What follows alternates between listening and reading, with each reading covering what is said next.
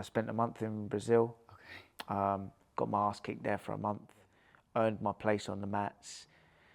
They smashed the absolute hell out of me for the first week or so. It was pretty like disheartening if you're anybody else. Yeah. The idea is you're not going back to the gym. You're the rich foreigner coming to the poor man's Brazil, and you think you can just walk onto our mats and we'll just give you a place here. Yeah. And then at the end of it, you know, they're telling me, you know, please come back. Okay. I'm gonna start off with a this or that. You ready, Sam? Ready. Hard spars or hill sprints? Hard spars.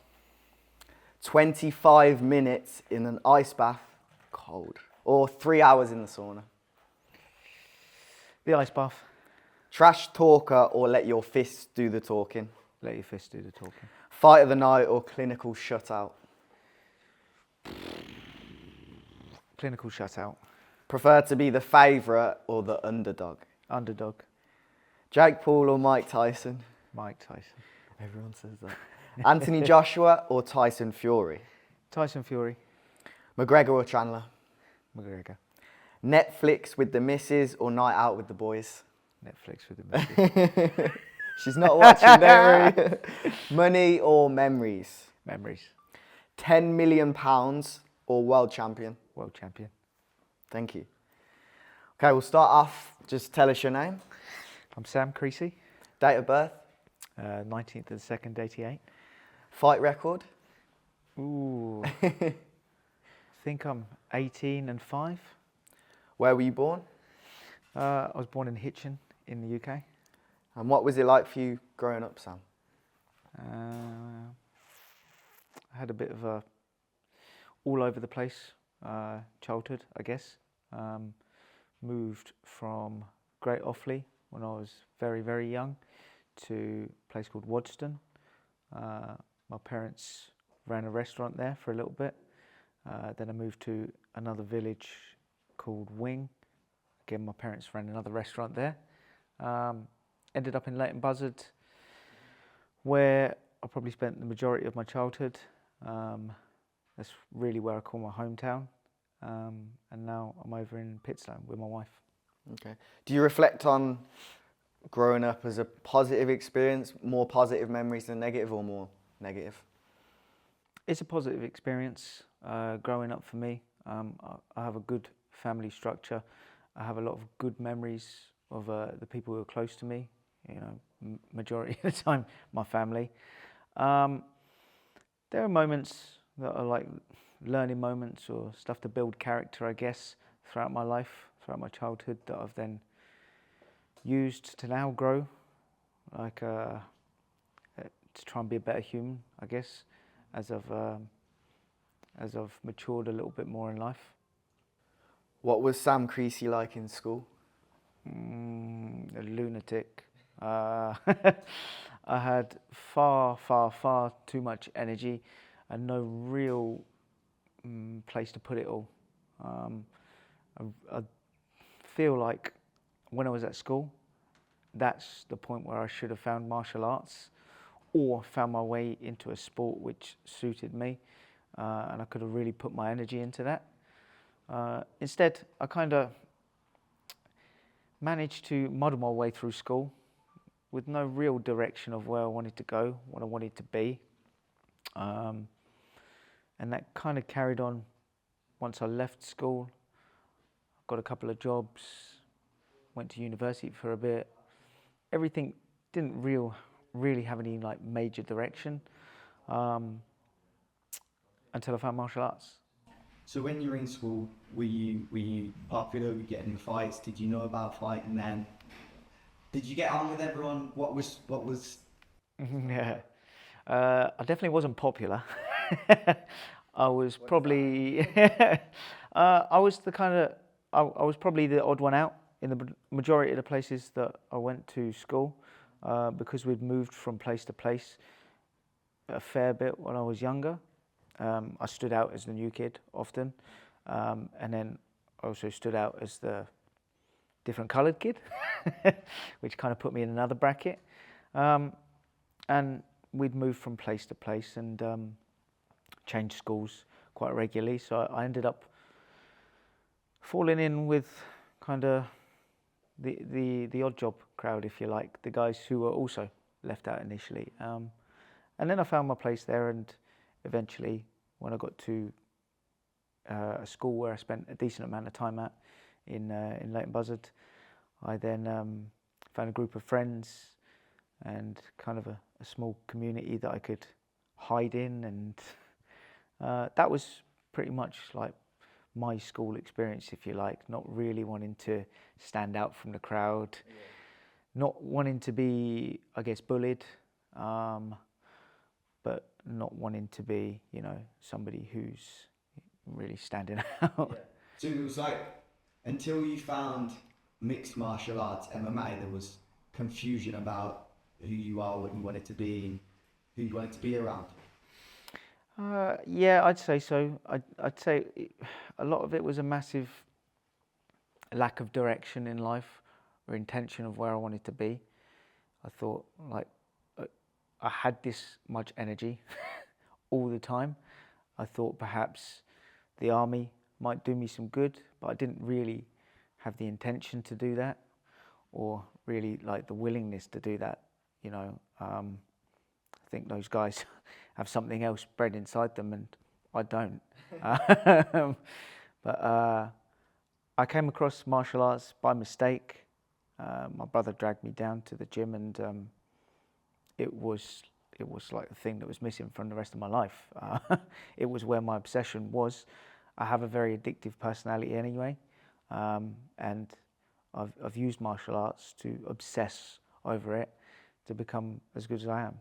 What was the first memory you have of the sport? Like, I remember the first combat sports thing that ever really took my arm was Fight Night Champion. I remember seeing the walkout and thinking, this is cool, they've got all the people behind them, they're all going to fight, this is so gladiatorial. And I was like, however young I was, 6 or 7. Yeah. What was the first memory you had of fighting in general? It could have been boxing, because MMA not so huge back then, but what was the first memory you had of a fighting? Obviously, like in the schools and that, you're in and around a big fight, and especially when you're at school, it's the adrenaline. Everybody's chasing the crowd, and everybody wants to see what's going to happen. I guess that played a part in the excitement of the fight. I knew what boxing was. Didn't really know a great deal about other martial arts and that, but I'd watched Muhammad Ali a number of times. I watched Tyson, I watched Lennox Lewis. Nothing massively stood out to me, honestly. I was in fights by mistake, often, just being in the wrong place at the wrong time. How does that happen? Because some people are in the wrong place at the wrong time, but they say no, or they back down, or were you just that guy, you just wouldn't say no? Probably the attitude I had at that age, you know, quite young, immature. Again, that abundance of energy, not really knowing where to put it, meant that I would pretty much want to be doing something all the time. And if it ended up being a fight, that would be where I'd end up. I played rugby for a bit, which was helpful in expressing some of that kind of the physical side of things. And we would get into some scraps in the fights, but afterwards it would be handshakes and, you know, they go for a beer in a bar.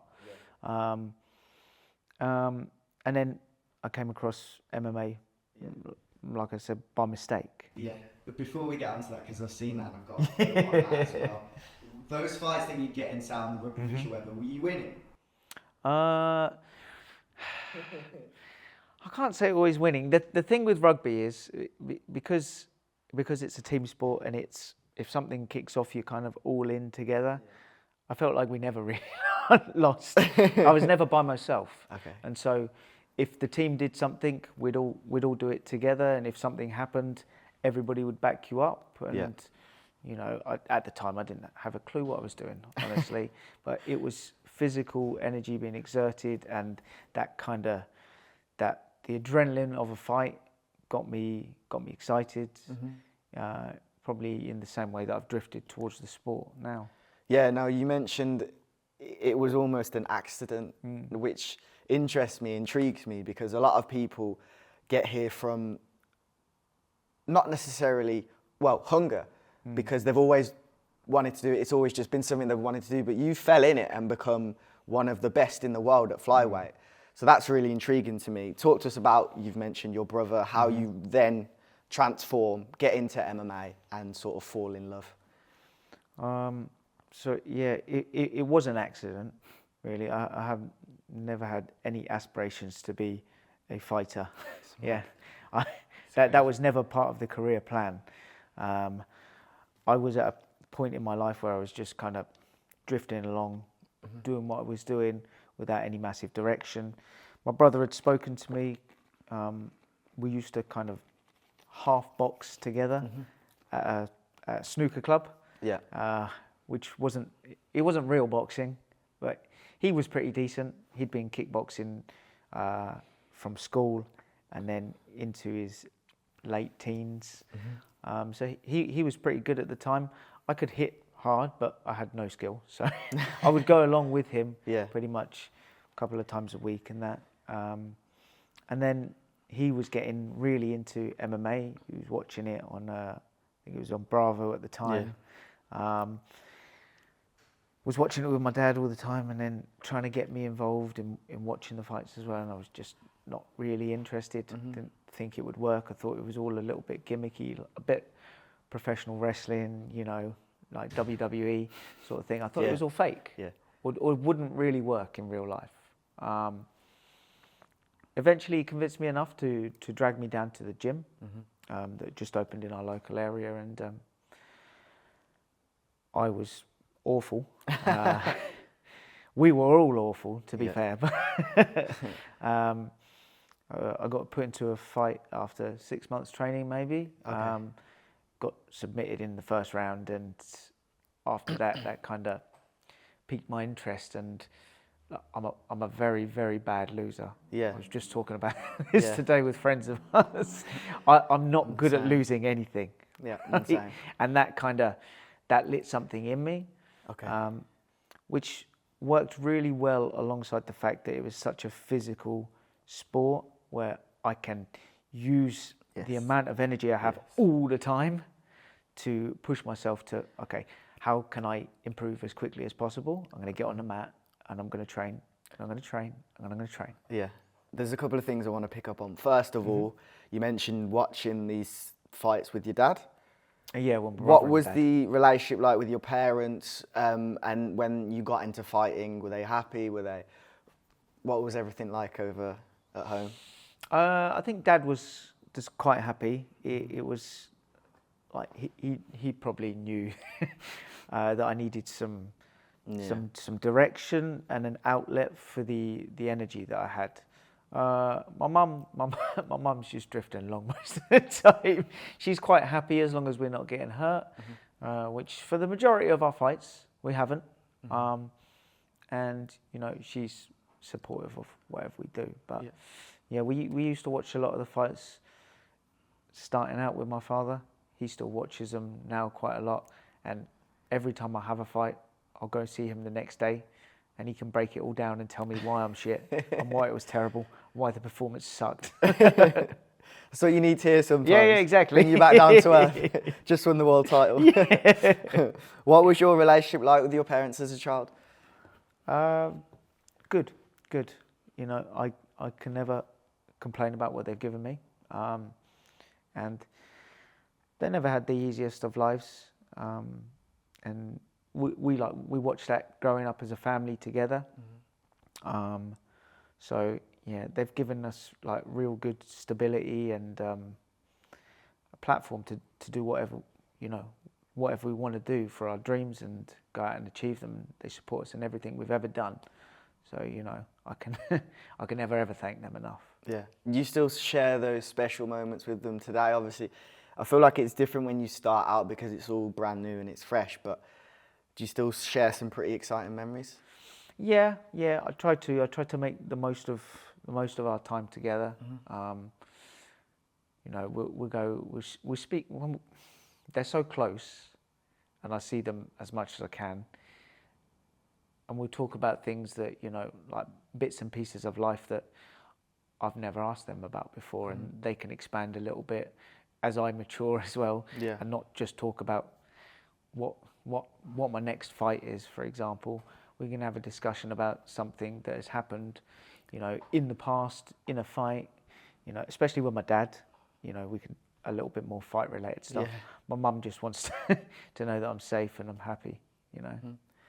Now, transforming that relationship or kind of talking about that relationship, how would that compare to a relationship with a coach at a gym? Because fighters always say that their coach, their trainers, they almost take like a father figure role in their life because you're around them 5, 6, however many times a week. Yeah. The relationships I've got with my coaches are slightly different, I think, but they all do have a similar kind of father figure to them. But because of the way I've run my career, coached myself from a young, well, not from a young age, but from the beginning of my martial arts career, getting into the sport, and that I've made all the mistakes myself. And it's hard for me to let go, if you like. So they're like, now they're becoming the father figure who will tell me before I make that mistake. Whereas, you know, I've made so many mistakes now. In the past, I'd do it and then we'll discuss it afterwards. As opposed to now, we'll make a decision together with the coaches, and I know they've always got my best interests at heart. And more than anything, I know they just care about me. You know, like there's a professional relationship there, but like when we boil it all down, I know it's just love, really. They don't want to see me hurt, and they only want the absolute best for me. So I'm very grateful to all my coaches that I've got now. That's great. Now, you mentioned your first fight. You didn't get the win, but like the emotions you have on your first fight week, I'd imagine, I haven't been there myself for as many fights as you've had as well. They're just incomparable to the previous ones, the more recent ones, sorry. But how did you reflect on that week? You just said you were so competitive and it fueled you, actually, because a lot of people, they'd be in the gym, and when you say you didn't necessarily even want to be a fighter, they got there, they took a loss, okay, maybe this isn't for me. But you said, actually, no, that lit a fire inside me. Yeah, honestly, like the way I try and look back on that first fight now is a very, very strange experience. I don't even remember the lead up to the fight. I didn't have any nerves. I didn't have any worries about that. I focused on what my walkout song was going to be, which was "Oh Happy Day," and that was it. I was quite happy. And then I lost the fight and was like, oh, that sucked. I don't want to do that again, and got back in the gym. So it's a very surreal experience, because now I look at how my career and my experience has been built after that, and with each fight after that, there's a little bit more of the nerves and the fears and the expectations that grow, that there weren't on the first fight. It was just, I don't know, it was like I was going to go and play a game of football in the park. I didn't realise I'm going to get choked out. You know? And then you actually start winning, and you probably become better than a lot of people in the gym. Is there a moment where you realise, actually, I'm good at this? This needs to be taken, if wasn't taken seriously already, this needs to be taken extra seriously. There are moments of supreme confidence when there shouldn't have been throughout my amateur career. Where I think one of the first times was I think I was 6-0 as an amateur or something, or 6-0 as an amateur with headshots. Because my first shot was no headshots either. There you go. Can't count them. And I think I'd made contact with Vaughan Lee. the legend. ex-UFC guy, Yeah. right? And at the time I was like, yeah, I'm 6-0. I'm about to get in the UFC, bro. You better be ready. I'm so good. And I made contact with him about doing a sparring session with him whilst my wife was in Birmingham doing a job. I went up there, super confident, you know, I'm going to be one of the best in the world. And then spent 5 rounds with him where I didn't touch him. He made me not really understand what fighting was at all and think, you know, I'm much worse than I really am. Yeah. And that was a massive learning curve for me. And I've had those kind of all throughout my career, especially as an amateur. I thought when I went and fought Paddy, I thought just before then, you know, oh, right, I'm going to smash this guy. I'm going to go straight through him. Look, he looks like a kid. Yeah. And then he did stuff that I was not prepared for, was way better trained than me. And, you know, he did a great job on me. So again, it taught me another lesson. The same with my first loss as a pro. I thought I was way ahead of Shaj at the time, and he took me apart. You know, so I've constantly been learning throughout my career, and having to recheck my ego. There's so much recently that I want to get onto. You mentioned the learning lessons. On the 12th of November 2016, you took a loss in your pro career, and then there was a fight, I think 16th of February 2017, you got a fight cancelled, so that's just disappointment after disappointment. Was that one of the lowest moments, you'd say, in your pro career?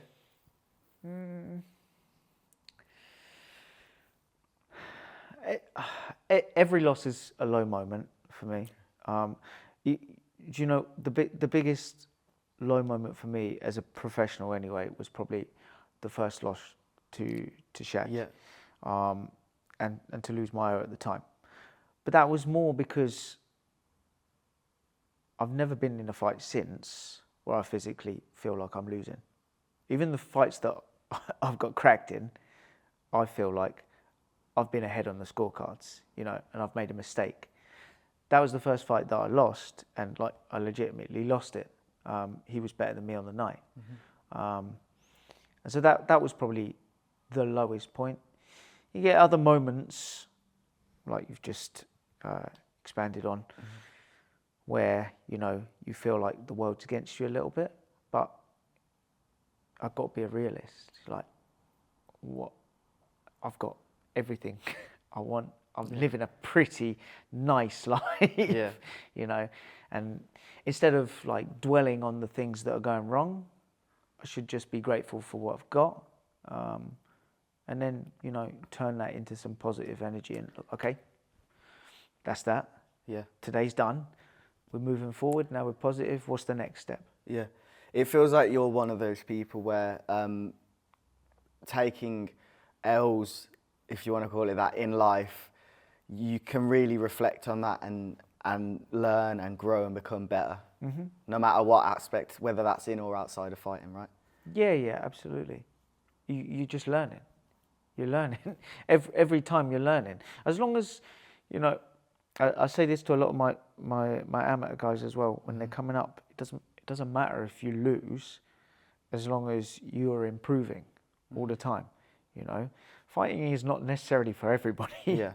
But, you know, on the given day, maybe it's me who walks away the champ. Maybe it's not. Maybe it's your day today. That doesn't mean that, you know, like, I'm rubbish now. I need to start again from scratch. No, today's your day. As long as you're confident enough about your own skills and realistic enough, you know, you can take something from a win or a loss. What's the biggest difference in your mentality from when you made your pro debut to where you are as a champion, an Octagon world champion today?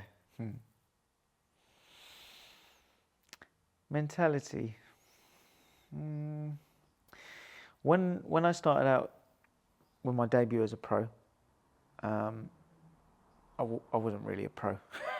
I was fighting professional rules, but I was still an amateur. even the attitude to the weight cuts, training, lifestyle, I was an amateur entirely. That changed when I lost my first fight.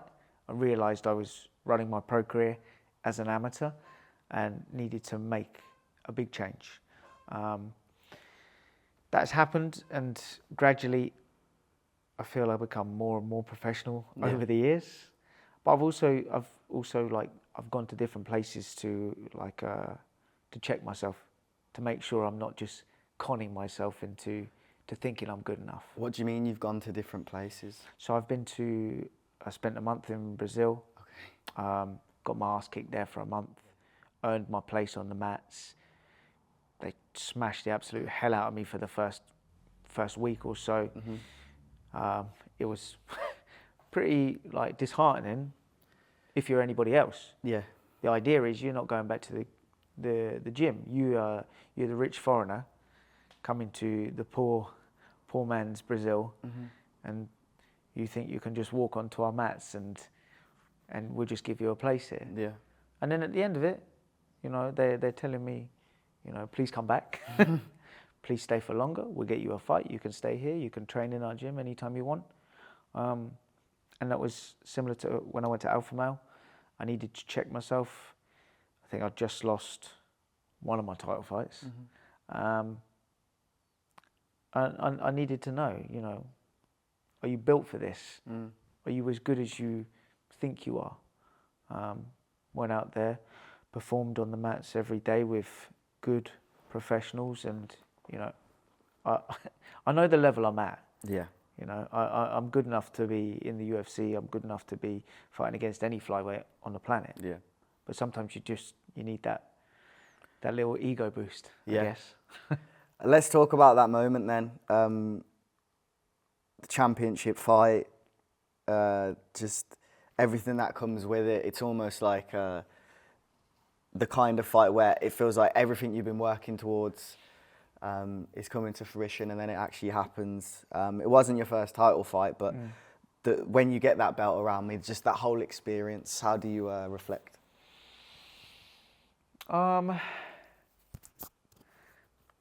Honestly, I want to say it's something bigger than it really is. But Okay.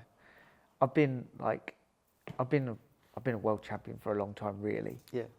I made some mistakes on the way, and I like to look at it as just another fight, right? I get a belt, I get a platform, I get to show my place and where I deserve to be, but reality is just another fight. The implications of becoming a world champion are, you know, much bigger, obviously, and for everybody else around you, it is a big deal, you know. I get to say to people I'm a world champion now, but really I'm just Sam Creasey from Leighton Buzzard who's got That's why we love another gold fighters, belt. Sam. That's why we love fighters. How do you balance being a fighter and a family man?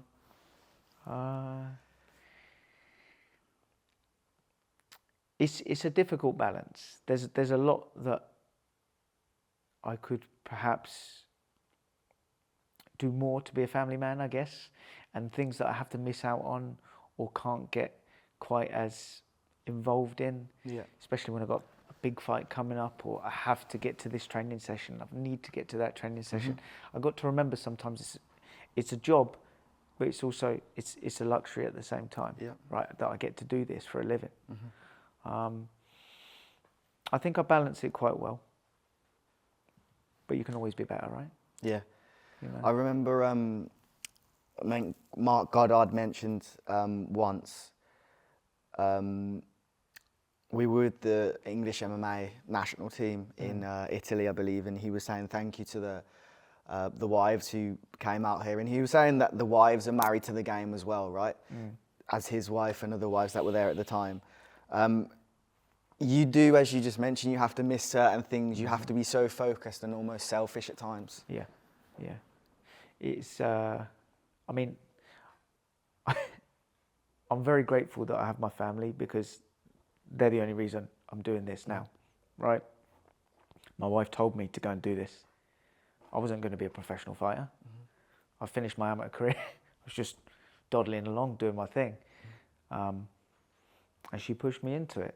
She told me, you should go and chase your dreams. You're good enough to be, you know, where you want to be. And so, you know, I am very grateful. She does support me in more ways than anyone could ever imagine. You know, and it's a gift that we have that together and that relationship where, you know, I might upset her at times as well when I can't come to these events, you know, and that's natural. That's being a human. You're going to be upset, but she also knows there's a bigger picture there, and I think we're teaching that to my daughter as well. And That's great. you know, I'm lucky our family is close. Yeah. Other people will also pick up the slack for me as well when, you know, when I've got to be away for whatever reason. Yeah. I can rely on others close by. A few more. Not long left, but what were those conversations like when you're not sure if you want to do this and she's the one kind of pushing you?